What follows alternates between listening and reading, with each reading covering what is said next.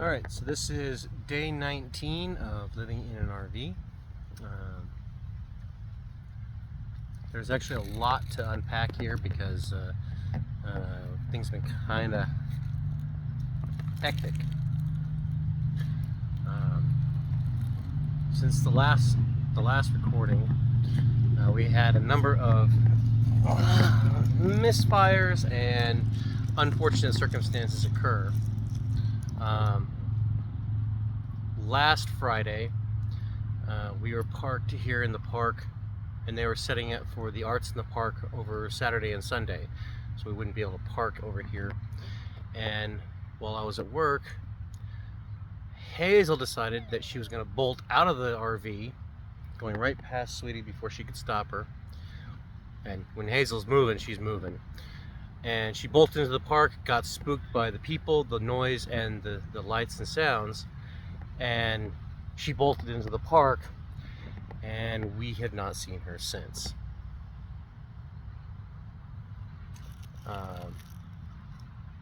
We parked near the park over on the other side over there for the Saturday and Sunday.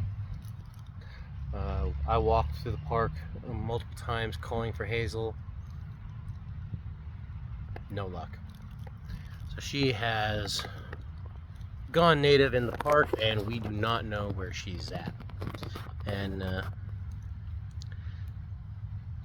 it's kind of frustrating and, painful because, I'm her human, she's my cat. We both miss her. Yep. And I have told Rochelle repeatedly that I don't blame her for it, because when Hazel wants out, she wants out. She will use her hyperdrive built into her butt. No catching her. Yeah, there's no catching her. She literally has a hyperdrive built into her hindquarters. When she starts moving, nothing's gonna catch her. But put us in a bind because we couldn't find her, and we've been looking for her everywhere here in the park. There are far too many hiding spots for her to be at. She has no experience though. Like, she saw grass that one night when we recorded her. The first night, first time she's ever gone into grass was that one video. She has no concept of grass or trees until then. And to be honest, I don't think she could take a squirrel.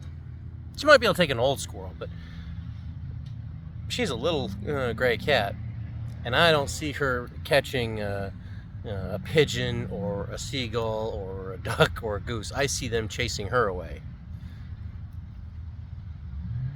But she is a cat, and she is resilient. But we've been kind of stressed out over it. On the positive side, so a few weeks ago, I started plotting behind her back. I started saving $5 a night of my tips because Friday, this last Friday, was her birthday. I worked all day Friday, but I had a half day on Thursday. So I plotted, I schemed, I saved, and I arranged for her daughter and her daughter's boyfriend, along with a family couple from our church that have been helping us out, to meet up at Golden Corral on Thursday at around noon. Total surprise to her. So we had a blast. I'll have those videos posted soon as well, along with the 2 videos from the last 2 years, because I've been taking her to Golden Corral for the last several years, and I started recording them 2 years ago. So I had this plot going on behind her back that she didn't know about, and then Monday night at our prayer meeting, I had a wrench thrown into my plans and gave me a conundrum. Because we had a couple of our church members at the prayer meeting give us financial help, which put me in the conundrum. Did I move forward with the birthday surprise, because I didn't want people to think that, oh, I used the money you guys gave us to help with our RV and our living to take her to Golden Corral, because I'd already saved up about $50-$60 by that point. So I chewed on it for a couple of days, and I chatted with our pastor's wife, who is also our pastor, but she was running the prayer meeting that night, so I talked to her about it, texted with her. I also messaged the family that actually had lunch with us on Thursday, because they gave us money for the AC unit, and trying to get equipment to make the AC unit work properly. And I didn't want him to think that I had just taken the money and took her to Golden Corral. So I explained the whole situation to him, and he gave me the thumbs up. And even him and his wife and his kids met us at the Golden Corral to celebrate her birthday. So that was good. One of our church members a few days ago paid a lot to get us into an RV park on the other side of Caldwell for the next 2 weeks. Locations. They already know we're in Nampa. But we were very happy about that, because that was a lot. So driving the RV from this park in rush hour traffic on the freeway at 4 o'clock in the afternoon with no AC all the way to the other side of Caldwell was so much fun. I was cooking.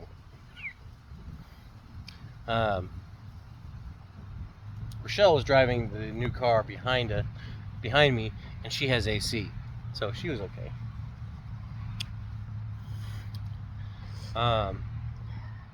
So we are hooked up to shore power. We have water, we have power, we have AC, which was really nice.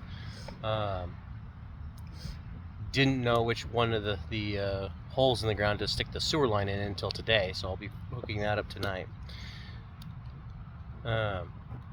But we've been cleaning up the interior of the RV. We'll give you guys a tour of that later when we're a little further along. But a lot of stuff has gone into storage. A lot of stuff has gotten tossed out because it was actual trash that just gets accumulated. Trash seems to replicate at an astonishing rate. Yeah. But so we are enjoying a lunch in the park right now, because it's a 20-minute drive from the RV to my work. So for the last couple of days, we have actually been spending my lunch breaks sitting on a blanket here in the park. And I honestly can't remember the last time I just sat in the park, ate food, and just enjoyed the surrounding area. I mean, I literally cannot remember the last time I did this.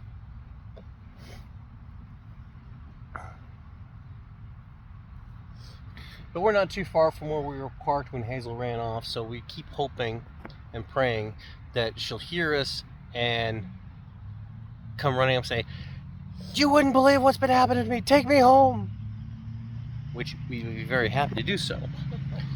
Right now, her youngest daughter is in the hospital, so we had to go and pick up Pixel from her place, because the roommate doesn't want to do anything about the cat. So rather than leave Pixel there, we picked him up, got a bunch of his stuff, and he's been living with us in the RV. He kind of had a rough time of it when we were moving the RV around, but now that we're stationary, he seems a lot happier. He's currently perched on the upper bed. When we left, just like, "Yep, this is my new throne." He is an absolute attention hog. He likes everybody, especially if you pet him. The first night we were there, Rochelle put him in the harness and took him outside, and he just sat in the grass and just kind of... He trembled. trembled. He was terrified. Well, he had just ridden in the RV with me, so he doesn't really like traveling in the car. It was the next day. Still, He still doesn't show a lot of interest in going outside normally. yeah.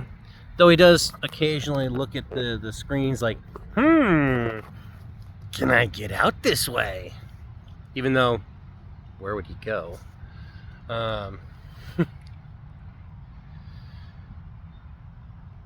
But,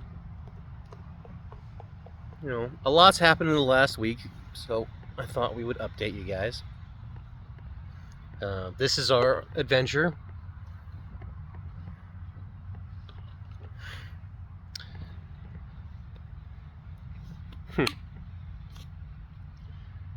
And it's quite nice to, spend my lunch break, here in the park instead of, No. sitting in the Dumpy RV apartment. or sitting in the dumpy apartment that we got out of. I don't know why we didn't do this before. I don't know. I think it was just Habit. habit, yeah. But this is really nice. Sitting here, take your shoes off, and Touch the grass. touch grass, which is not nearly as insulting as some people in Hollywood seem to think it is, because grass is soft and green. But to give you an idea of what we're sitting in. Okay, there's the new car.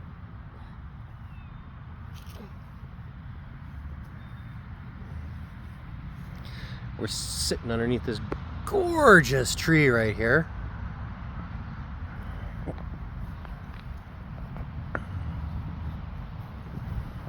And there's just all this greenery all the way around us.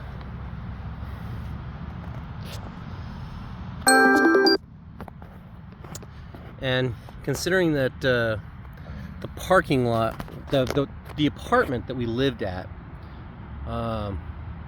there was a stump of a tree over on the far side that had another tree growing out of the top of it.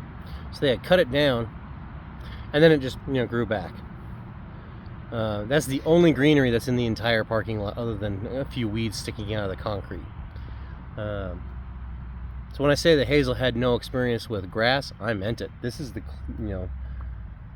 this is gorgeous here, but the apartment was like Mars. Nothing growing, no greenery, Yeah. except goat heads. Goat heads are alien invaders. They're evil. But so thank you for joining us on our journey. Like and subscribe. Leave a comment. It helps us with our algorithms. And we will talk to all of And you. share with your friends. Yes, by all means, share with your friends. Because we do try to be interesting. Anyway, to all of you for your prayers, thank you.